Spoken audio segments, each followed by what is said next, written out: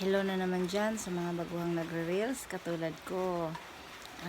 Meron akong ibibigay na 4 na tips para madagdagan o dadami yung followers natin, pati na yung mga views natin.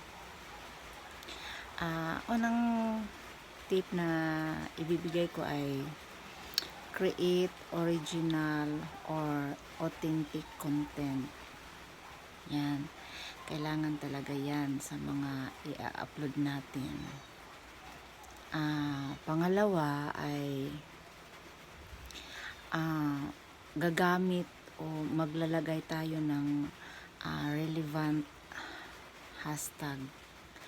Kahit mga 3 or 4 ang ilalagay natin sa tuwing